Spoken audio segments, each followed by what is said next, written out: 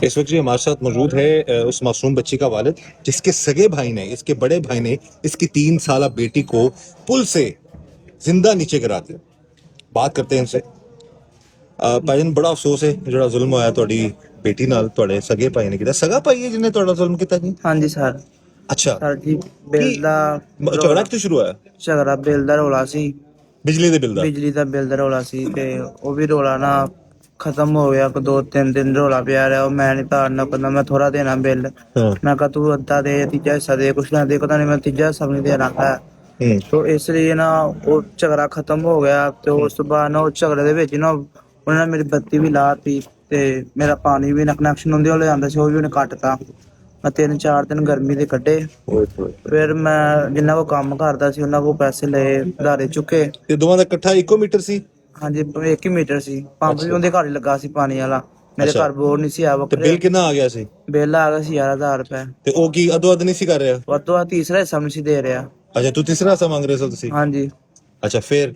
ਉਸ ਤੋਂ ਬਾਅਦ ਨਾ ਬਿੱਲ ਦਾ ਰੌਲਾ ਮੁੱਕ ਗਿਆ ਤਾਂ ਉਹਨੇ ਬੱਤੀ ਲਾ ਛੱਡੀ ਮੇਰੀ। ਤੇ ਮੈਂ ਨਾ ਮੀਟਰ ਵੀ ਆਪਣਾ ਲਵਾ ਲਿਆ, ਮਾਲਕਾਂ ਕੋਲ ਪੈਸੇ ਪੂਸੇ ਲੈ ਕੇ ਫਿਰ ਹੋਰ ਵੀ ਕਰਾ ਲਿਆ, ਕੋਈ ਪੈਸੇ ਧਾਰੇ ਚੁੱਕ ਕੇ। ਉਸ ਤੋਂ ਬਾਅਦ ਨਾ ਉਹ ਕਹਿੰਦਾ ਚਲੋ ਠੀਕ ਹੈ ਨਾ। ਉਹ ਕਾਫੀ ਦਿਨਾਂ ਬਾਅਦ ਨਾ ਟਕਰਿਆ ਮੈਨੂੰ, ਕਹਿੰਦਾ ਮੇਰੀ ਮਸ਼ੀਰਾ ਦੀ ਬੱਚੀ ਫੋਤੀ, ਸਾਨੂੰ ਨਾ ਰੋਟੀ ਪਕਾਉਣੀ ਪੈ ਗਈ। ਅਸੀਂ ਰੋਟੀ ਦਿੱਤੀ। ਰੋਟੀ ਦੇ ਦੌਰਾਨ ਨਾ ਬਾਅਦ ਚ ਵਿਹਲੇ ਹੋ ਕੇ ਹਿਸਾਬ ਸੂਬ ਕਰਨ ਲੱਗੇ ਤੇ ਕਹਿੰਦਾ ਯਾਰ ਤੂੰ ਨਾ ਮਾਫ ਕਰ ਦੇ ਮੈਨੂੰ, ਚੱਲ ਜੋ ਵੀ ਗਲਤੀ ਕਤਾਈ ਹੋਈ ਮੇਰੇ ਕੋਲ ਨਾ ਮੈਨੂੰ ਮਾਫ ਕਰ ਦੇ, ਤੂੰ ਮੇਰਾ ਨਿੱਕਾ ਭਰਾ, ਕੋਈ ਗੱਲ ਨਹੀਂ। ਯਾਨੀ ਕਿ ਉਹ ਮਾਮਲਾ ਝਗੜਾ ਸਭ ਖਤਮ ਹੋ ਹਾਂਜੀ, ਗਿਆ? ਝਗੜਾ ਖਤਮ ਹੋ ਗਿਆ। ਹੂੰ। ਉਸ ਤੋਂ ਬਾਅਦ ਨਾ ਕਾਫੀ ਦਿਨ ਲੰਘ ਗਏ। ਫਿਰ 19 ਤਰੀਕ ਸ਼ਾਮ 5 ਵਜੇ ਦਾ ਟਾਈਮ, ਐਤਵਾਰ ਵਾਲੇ ਦਿਨ ਮੇਰੀ ਬੱਚੀ ਨਾਲ ਲਾਪਤਾ, ਘਰ ਦੇ ਖੇਡਦੀ ਬਾਹਰ। ਹੂੰ। ਬੱਚੀ ਕਿੰਨੀ ਉਮਰ ਹੈ ਬੱਚੀ ਦੀ? 3 ਸਾਲ, ਨਾਮ ਜ਼ੈਨਬ ਜ਼ੈਨਬ ਨਾਂ ਸੀ ਬੱਚੀ ਦਾ? ਜੀ। ਅੱਲਾਹ ਤਾਲਾ ਰਹਿਮ ਕਰੇ। ਤੇ ਘਰ ਦੇ ਬਾਹਰ ਖੇਡ ਰਹੀ ਸੀ? ਹਾਂਜੀ, ਮਾਂ ਦੀ ਨੇ ਕੱਪੜੇ ਪਾਏ ਨੇ। 5 ਵਜੇ ਖੇਲਣ ਬਾਹਰ ਨਿਕਲੀ। ਉਸ ਤੋਂ ਬਾਅਦ ਮਗਰਬ ਦੀ ਅਜ਼ਾਨ ਹੋਈ ਹੈ 5:30 ਵਜੇ ਤੇ ਉਹਦੇ ਭਰਾ ਆ ਗਏ ਨੇ ਖੇਲਣ ਵਾਸਤੇ ਘਰ, ਤੇ ਉਹ ਨਹੀਂ ਆਈ ਹੈ। ਉਹਨੇ ਕਿਹਾ ਭਰਾਵਾਂ ਨੂੰ ਭੈਣਾਂ ਕਿੱਥੇ ਵੇ? ਵਾਲਦਾ ਛਿਲੇ ਵਿੱਚ ਸੀ ਤੇ ਉਹ ਨਹੀਂ, ਉਹਨਾਂ ਨੂੰ ਭਰਾਵਾਂ ਨੂੰ ਲੱਭਿਆ। ਉੱਥੇ ਲੱਭ, ਉੱਥੇ ਲੱਭ। ਮੈਂ ਨਾ ਕੋਟ ਅਬਦੁਲ ਮਲਕ ਜੁੱਤੀ ਲੈਣ ਗਿਆ ਸੀ। ਮੈਨੂੰ ਫੋਨ ਆਇਆ ਜ਼ੈਨਬ ਨੂੰ ਲੱਭਦੀ ਵੀ। ਮੈਂ ਕਿਹਾ ਮੈਂ ਆ ਗਿਆ ਪਿੰਡ ਵਿੱਚ ਤੇ ਲੱਭ ਲੈਣੇ, ਇੱਥੇ ਕਿਹਦੀ ਹੋਣੀ, ਖੇਲ ਰਹੀ ਹੋਣੀ ਹੈ। ਉਹਨਾਂ ਰਾਤ ਲੰਘ ਗਈ ਸੀ, ਲੱਭ ਲੱਭ ਕੇ ਨਾ ਰਾਤ ਲੰਘ ਗਈ। ਅਗਲਾ ਦਿਨ ਵੀ ਮੈਂ 15 ਤੇ ਕਾਲ ਕੀਤੀ, ਯਾਰ ਕਿਹਦੀ ਵੀ ਕਾਲ ਕੀਤੀ, ਕੋਈ ਪੁਲਿਸ ਵਾਲਾ ਨਹੀਂ ਉਸ ਦੌਰਾਨ ਆਇਆ। 2 ਦਿਨ ਨਾ ਕੋਈ ਪੁਲਿਸ ਵਾਲਾ। ਦੂਜੇ ਦਿਨ ਰਾਤ ਨੂੰ ਪੁਲਿਸ ਵਾਲੇ ਆਏ। ਕਾਫੀ ਦਿਨ ਮੈਂ ਬਾਰ 15 ਤੇ ਕਾਲ ਕਰ ਤੇ ਯਾਨੀ ਕਿ 15 ਤੇ ਕਾਲ ਕੀਤੀ ਹੈ, फौरन पुलिस नहीं आई? नहीं आई है। कदों आई पुलिस फिर? पुलिस दूसरे दिन शाम को आई है। ये जी यहाँ पर ये हमारी गुजारिश है आज ही पंजाब डॉक्टर उस्मान साहब से, वज़ीर पंजाब मरीम नवाज साहिबा से। आप दोनों की बड़ी एफर्ट्स हैं, आप कोशिश कर रहे हैं कि डिपार्टमेंट बेहतर हो। डिपार्टमेंट अच्छा काम भी कर रहा है, लेकिन जहाँ पर ऐसी कुताही हैं तो उस चीज़ पर भी गौर करना चाहिए कि एक शख्स की बच्ची बेचारे की गुम जाती है, वो कॉल करता है 15 पे और पुलिस आती है अगले दिन की शाम को। अच्छा, फिर उस बाद काफी दिन लभते रहे हैं, कोई पता नहीं। FIR कटाती है। FIR तीसरे दिन जाके ऑनलाइन हुई है। FIR मेरी, मैं 2 दफा थाने गया वा FIR ऑनलाइन कराने वास्ते। मैंने पिछों तो 15 ਤੇ ਕਾਲ ਆਈਆਂ ਨੇ, ਤੁਹਾਡੀ FIR ਕਿਉਂ ਨਹੀਂ ਹੋ ਰਹੀ ਆਨਲਾਈਨ? ਤੇ ਮੈਂ ਕਿਹਾ ਨਹੀਂ FIR ਨਹੀਂ ਆਨਲਾਈਨ। ਮੈਂ ਫਿਰ ਗਿਆ ਥਾਣੇ, ਫਿਰ SHO ਨੂੰ ਕਿਹਾ ਫੋਨ ਕਰਕੇ, ਉਹਨਾਂ ਨੇ FIR ਆਨਲਾਈਨ ਕਰਾਈ ਮੇਰੀ। ਉਸ ਤੋਂ ਬਾਅਦ 2-3 ਦਿਨ, ਚੌਥਾ ਦਿਨ ਆ ਗਿਆ, ਬੱਚੀ ਦੀ ਲਾਸ਼ ਗੰਦੇ ਨਾਲੇ ਚ ਲੱਭਦੀ ਹੈ। ਚਿਹਰਾ ਜਿਹੜਾ ਉਹਦਾ ਹੈ ਹੀ ਕੋਈ ਨਹੀਂ ਸੀ। ਇਹ ਜਿੰਨੀ ਦੇਰ ਤੱਕ ਇਹ ਨਾਲ ਰਿਹਾ ਪਤਾ ਨਹੀਂ, ਬਿਲਕੁਲ ਵੀ ਸ਼ੱਕ ਨਹੀਂ ਪਿਆ ਇਹਦੇ ਤੇ ਸਕਾ ਭਰਾ ਹੀ ਮਾਰਨ ਵਾਲਾ ਬੇਟੀ ਨੂੰ? ਨਹੀਂ ਸਰ ਜੀ, ਮੇਰੇ ਨਾਲ ਹੀ ਲੱਭਦਾ ਬੱਚੀ ਨੂੰ ਕੱਢਿਆ ਕਿਨੇ ਨਾਲੇ ਚੋਂ? ਨਾਲ ਲੱਭਦਾ ਰਿਹਾ। ਮੈਂ ਨਾਲੇ ਚ ਲੰਘਿਆ, ਮੈਂ ਤੇ ਮੇਰਾ ਬਹਿਨੋਈ ਲੰਘਿਆ ਮੌਕੇ ਤੇ। ਉਸ ਤੋਂ ਬਾਅਦ ਰਾਣਾ ਪਰਵੇਜ਼ ਸਾਹਿਬ ਵੀ ਆ ਗਏ, ਰਾਣਾ ਆਜ਼ਮ ਸਾਹਿਬ, ਰਾਣਾ ਅਬਦੁੱਲਾ, ਰਾਣਾ ਯਾਸੀਨ ਸਾਹਿਬ ਵੀ ਆ ਗਏ ਨੇ ਮੌਕੇ ਤੇ। ਮੇਰੇ ਤੋਂ ਬਾਅਦ 5 ਮਿੰਟਾਂ ਬਾਅਦ SHO ਵੀ 15 ਤੇ ਕਾਲ ਚਲੀ ਗਈ। ਗੰਦੇ ਨਾਲੇ ਦੇ ਵਿੱਚ ਘਰ ਬੱਚੀ ਪਈ, ਨਾਲੇ ਜੋ ਲੰਘ ਕੇ ਨਾ ਗੋਡੇ ਗੋਡੇ ਪਾਣੀ ਸੀ, ਉਹਦੇ ਵਿੱਚ ਜਾਣਾ ਪੈਂਦਾ ਸੀ। ਤੇ ਮੇਰਾ ਭਰਾ ਵੀ ਬਾਅਦ ਚੋਂ ਆ ਗਿਆ, ਉਹ ਵੀ ਵੱਡਾ ਭਰਾ ਜਿਹਨੇ ਬੱਚੀ ਮਾਰੀ ਸੀ? ਹਾਂਜੀ, ਉਹ ਵੀ ਆ ਗਿਆ। ਉਹ ਵੀ ਨਾਲੇ ਚ ਲੰਘ ਕੇ ਨਾ ਬੱਚੀ ਦੇ ਕੋਲ ਆ ਗਿਆ। ਦਾਰੇ ਆਏ ਨੇ, ਉਹਨਾਂ ਨੇ ਬੱਚੀ ਨੂੰ ਬਾਹਰ, ਉਹਨਾਂ ਨੇ ਨਹੀਂ ਕੱਢਿਆ ਵਿੱਚ ਲੰਘ ਕੇ। ਉਹ ਮੇਰੇ ਭਰਾ ਨੇ ਤੇ ਮੇਰੇ ਬਹਿਨੋਈ ਨੇ ਬਾਹਰ ਕੱਢਿਆ ਨੂੰ। ਭਰਾ ਉਹੀ ਜਿਹਨੇ ਬੱਚੀ ਨੂੰ ਨਾਲੇ ਛੱਡਿਆ? ਅੱਛਾ, ਮਾਰਿਆ ਕਿਸ ਤਰ੍ਹਾਂ ਸਾਸੂ? ਜ਼ਿੰਦਾ ਛੱਡਿਆ ਸੋ ਜਾਂ ਕੀ ਕੀਤਾ? ਪੁੱਲ ਤੋਂ ਨਾ ਜ਼ਿੰਦਾ ਸੁੱਟ ਛੱਡਿਆ ਬੱਚੀ ਨੂੰ।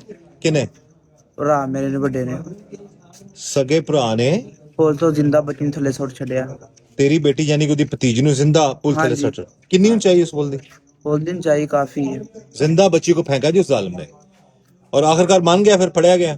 ਹਾਂਜੀ, ਉਸ ਤੋਂ ਬਾਅਦ ਨਾ ਬੱਚੀ ਦੀ ਨਾ ਲਿਆ ਕੇ ਨਾ ਡੈਥ ਬੋਡੀ ਹਸਪਤਾਲ ਪਹੁੰਚਾਈ, ਉੱਥੇ ਜੋ ਵੀ ਮਾਲੂਮਾਤ ਹੋਈ ਹੈ, ਟੈਸਟ ਰਿਪੋਰਟ ਆਈ, ਕੋਈ ਬੰਦੇ ਨਾਲ ਇਨਕੁਆਇਰੀ ਕਰ CCTV ਵਾਲੇ ਵੀ ਆਏ ਨੇ ਮੌਕੇ ਤੇ, ਉਹਨਾਂ ਨੂੰ ਇਨਕੁਆਇਰੀ ਕੀਤੀ। ਉਸ ਤੋਂ ਬਾਅਦ ਅਗਲੇ ਦਿਨ ਪ੍ਰਵੇਸ਼ ਸਾਹਿਬ ਵੀ गाँव ਮੇਰੇ ਘਰ ਆਏ ਨੇ। ये परवेज साहब है जी, इलाके की मौजूद शख्सियत हाँ है जी, दो जिन्होंने बार इस नंबरदार भी रह चुके हैं। हाँ इस शख्स की बड़ी मदद की है इन्होंने इस पूरे केस को सॉल्व ये करने में। बहुत नेक इंसान है, अल्लाह इसको शिफा और लंबी जिंदगी करे।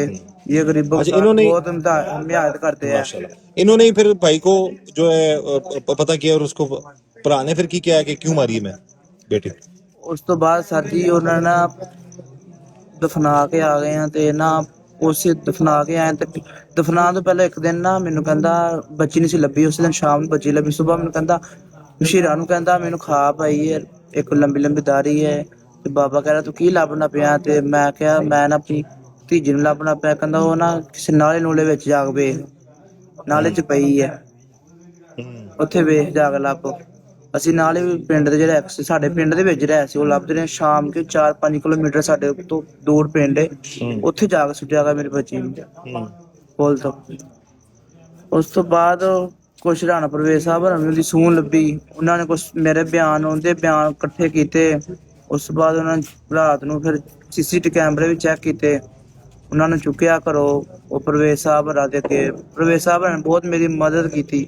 ਉਹਨਾਂ ਕੇ ਮੰਨ ਗਿਆ ਫਿਰ ਉਹਨਾਂ ਦੇ ਅੱਗੇ ਮੰਨ ਗਿਆ। ਕੀ ਇਸ ਕਿਹਾ ਦਾ ਗਾਰਡਨ ਦੇ ਵਿੱਚ ਉਹਨਾਂ ਨੇ ਆਪਣੇ ਦਫ਼ਤਰ ਨੂੰ ਬੁਲਾਇਆ, ਉੱਥੇ CCTV ਕੈਮਰੇ ਚੈੱਕ ਕਰਦੇ ਪਏ ਸੀ। ਨਾਲ ਪ੍ਰਵੇਸ਼ ਸਾਹਿਬ ਵੀ ਬੈਠੇ ਸੀ। ਰਾਤ ਦਾ 12 ਦਾ ਟਾਈਮ ਸੀ, ਤੁਹਾਨੂੰ ਲੈ ਕੇ ਆਏ ਵਾਪਸ 2:30 ਵਜੇ ਦੌਰਾਨ ਉਹਨਾਂ ਮੰਨ ਗਿਆ ਵਾ। ਕੀ ਕਹਿੰਦਾ ਕਿਹਾ ਜੀ ਮੇਰੇ ਕੋਲ ਨਾ ਪ੍ਰਵੇਸ਼ ਸਾਹਿਬ ਨੇ ਉਹਨੂੰ ਜਿਵੇਂ ਵੀ ਇੱਕ ਗਾਲ ਗੂਲ ਕੱਢੀ, ਧਮਕੀ ਦਿੱਤੀ ਇਹਨੂੰ, ਤੂੰ ਕੀ ਕੀਤਾ ਕੰਜਰਾ ਕੁੜੀ ਆਵਿਆ, ਤੂੰ ਆਪਣੀ ਭਤੀਜੀ ਮਾਰਤੀ ਹੈ। ਕਹਿੰਦਾ ਮੇਰੇ ਕੋਲ ਗਲਤੀ ਹੋ ਗਈ ਪ੍ਰਵੇਸ਼ ਸਾਹਿਬ, ਮੈਂ ਤੁਹਾਨੂੰ ਦੱਸਣਾ ਵਾ। ਉਹਨੇ ਆਪਣੀ ਸਾਰੀ ਕੀ ਤਫਸੀਲ ਕਿਹਾ ਪੁੱਲ ਤੋਂ ਕਿਸ ਤਰ੍ਹਾਂ ਸਟਿਆ ਸੀ। ਪੁੱਲ ਤੋਂ ਮੈਂ ਇੱਥੋਂ ਪਿੰਡੋਂ ਲੈ ਕੇ ਆਵਾਂ, ਮੈਂ ਮੋਟਰਸਾਈਕਲ ਦੀ ਮਦਦ ਕੀਤੀ ਹੈ, ਮੈਂ ਉੱਥੇ ਬੈਠਾ ਵਾਂ। ਫਿਰ ਮੈਂ ਉੱਤਰੇ ਅੱਗੋਂ ਫਿਰ ਮੈਂ ਟੁਰ ਕੇ ਗਿਆ ਵਾਂ ਜਾ ਕੇ ਪੁੱਲ ਤੇ। ਮੈਨੂੰ ਨਹੀਂ ਪਤਾ ਲੱਗਾ ਕਿਵੇਂ ਬੱਚੀ ਡੇਗੀ ਵਿੱਚ, ਮੈਂ ਪੁੱਲ ਦੇ ਵਿੱਚ ਸੁੱਟ ਛੱਡੀ ਬੱਚੀ, जिंदा बच्ची पे छोड़ छड़ी। जी हम ये गुजारिश करेंगे जी इस बाप को इंसाफ मिले, इस मासूम बच्ची को इंसाफ मिले और ऐसे भाइयों से अल्लाह ताला बचाए। उस शख्स ने इस चीज़ का लिहाज नहीं किया कि उसका खून थी, उसकी भतीजी थी, सगी भतीजी थी और मासूम 3 साल ज़ैनब उसने पुल से जिंदा नीचे फेंक दिया। और तकरीबन पता लगा हमें 50 फुट गहराई थी उस पुल की और 4 दिन तक उस बच्ची की लाश नाले में पड़ी रही। बहरहाल हम ये दुआ करते हैं कि ऐसे मामला से अल्लाह ताला सबको बचाए। इस दुआ के साथ अल्लाह ताला हम सब पर रहम करम और फजल फरमाए। अल्लाह ताला हमें हर तरह और हर किसी के शर से बचाए। मुझे इजाज़त दीजिएगा। अल्लाह हाफिज़।